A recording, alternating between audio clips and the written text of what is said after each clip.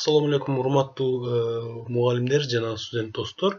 Бүгүн биз сиздер менен Zoom программасын компьютериңиздерге көчүрүүнү, установка кылууну жана Zoom программасына кантип регистрация болуу жолун үйрөнөбүз.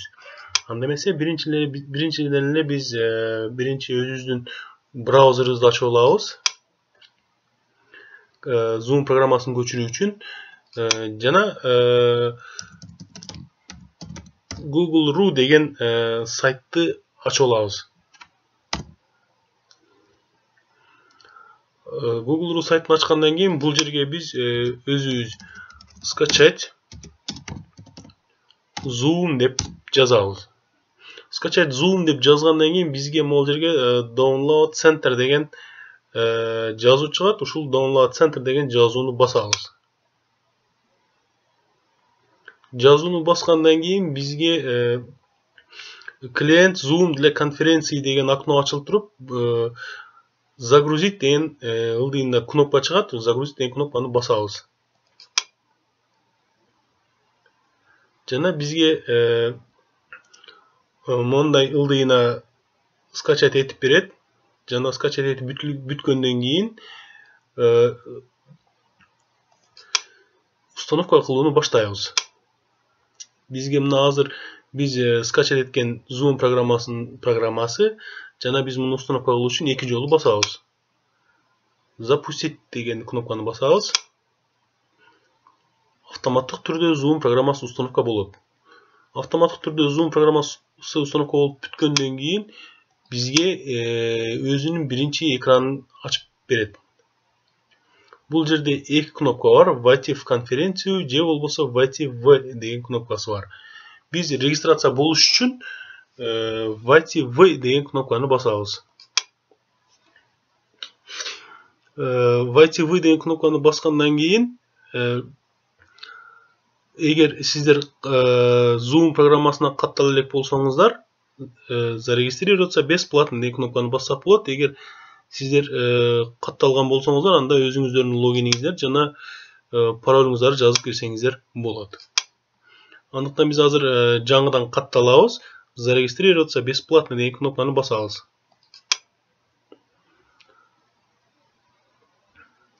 Бизге автоматтык түрдө зарегистрироваться бесплатно деген кнопканы басканыбызда бизге автоматтык түрдө төмөндөгү экран чыгыш керек. Мындай экран чыгыш керек. Себеби мен билишимче 16 жаштан ылдыйкыларга регистрация бербейт Zoom программасы, ошондуктан биз бул жерге туулган жылыбызды, айыбызды жана күнүбүздү жазышыбыз шарт.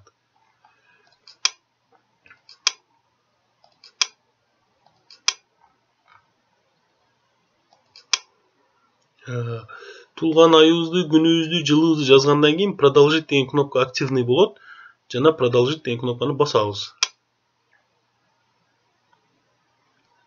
Биз бул жерге электрондук дарегибизди жазышыбыз керек болот.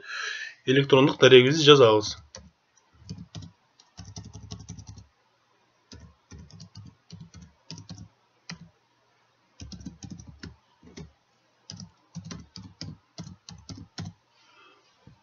Электрондук дарегибизди жазгандан кийин регистрация кнопкасын басабыз. Бул жерде кээде ушундай окно сурайт, чтобы сиздер бот болуп калбасын деп. Ошондуктан белгилеп туруп суроого жооп беребиз.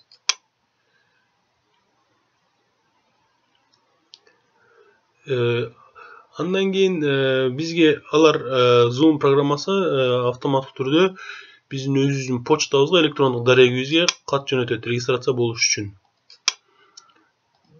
Жана өзүбүздүн электрондук дарегибизди ачабыз.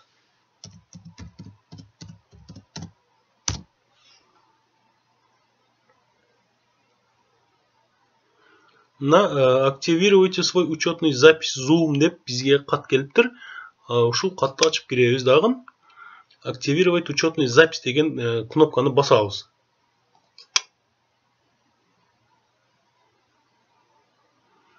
Активировать учетный запись деген кнопканы баскандан кийин бизге төмөндөгү экран ачылат дагы, өзүбүздүн аты жөнүбүздү теребиз.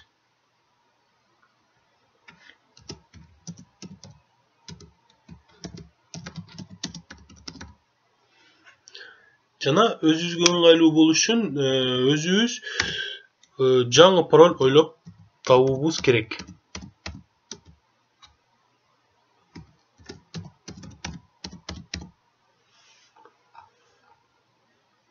Андан кийин продолжить деген кнопканы басабыз.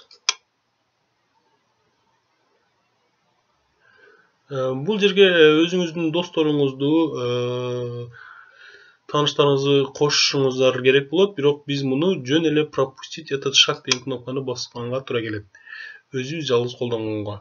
Мына биз эми регистрация болдук. Биздин данныйыбызды могул жерден көрсөк болот. Айбек Эркин уулу деп чыкты. Эми биз бул зумду колдонуш үчүн бая башында ачып өткөн кнопка негизги экранына киребиз дагы. Биздин өзүнүн электрондук адресибизди ушул жерге жазабыз.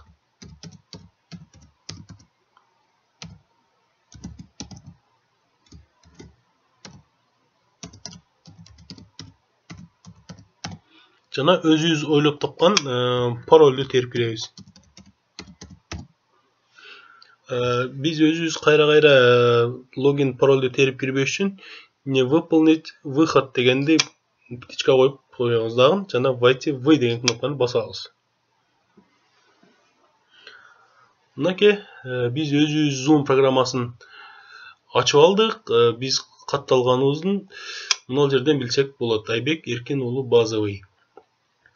Жана жаңы конференция ачыш үчүн биз новая конференция деген кнопкасын басабыз. Эгер түзгөн конференциябызга студенттерди же болбосо мугалимдерди кошуш үчүн конференции деген кнопканы басабыз. Жана копировать приглашение деген кнопканы копировать басып алабыз. Эгер показать приглашение на конференцию дегенди бассак, бизге бул жерге бардык өзүбүз тууралуу маалыматтар чыгат. Бул жерде паролу, бул идентификатор номери. Жана начать конференцию туруп баштасак болот. Көңүл бурганыңыздар үчүн чоң рахмат.